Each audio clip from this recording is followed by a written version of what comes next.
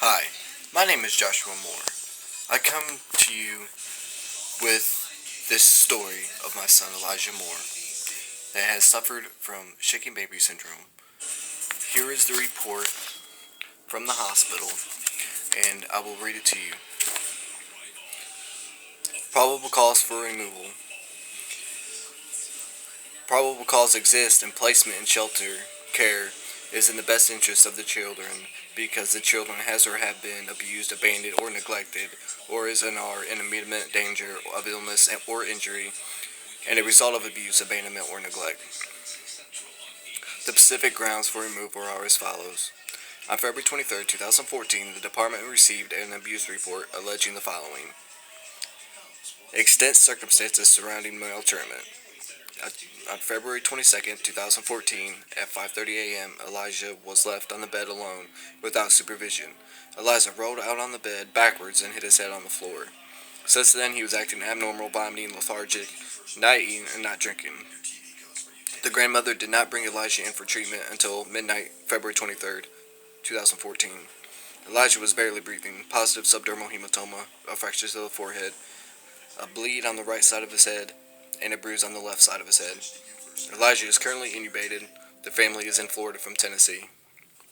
On February 23, 2014, the infant child, Elijah Moore, was admitted to Florida Hospital, Waterman, for head injuries including a fracture to his forehead, subdermal hematoma, and internal bleeding on the right side of his head.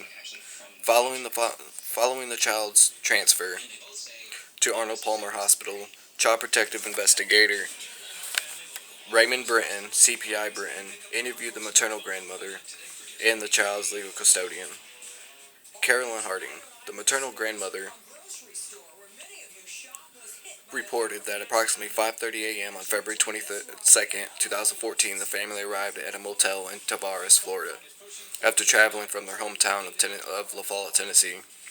She reported that Elijah fell off the bed while she stepped away from for about 30 to 45 seconds to reach for her diaper bag. The maternal grandmother stated she saw Elijah fall off the bed, land on his buttocks, and then fall to the side, hitting his head on the floor.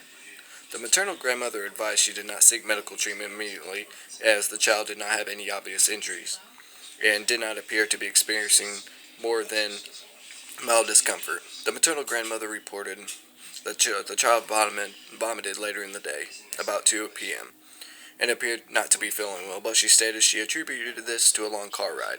However, when Elijah continued to have low energy after a day of rest and still refused to feed in the evening, the maternal grandmother stated she became concerned something was seriously wrong and took the child to the hospital. The maternal grandfather, Christopher Harding, was present at the motel but stated he did not witness the child fall, as he was not in the room. The maternal grandmother's brother, Billy King, was also present at the motel, but was outside of the room at the time the child fell. Both Mr. Harding and Mr. King reported consistent accounts with the maternal grandmother about Elijah's well-being throughout the day. On February 23, 2014, Elijah required neurosurgery to remove part of his skull to allow more room for swelling. The child currently remains under observation at Arnold Palmer Hospital. On February 23, 2014, Child Protective Team's Dr. Kessler completed a review of the child's medical records and completed an examination of Elijah in the hospital. He concluded that the injury is not consistent with the history provided by the maternal grandmother, but is consistent with the child had been shaken.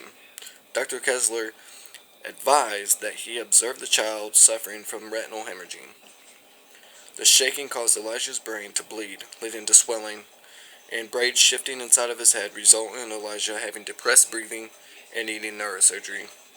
Dr. Kessler's findings are positive for physical abuse, and yet the grandparents are free. They have not been arrested or charged. I would like you guys to share this message so me and my son can have justice. Thank you.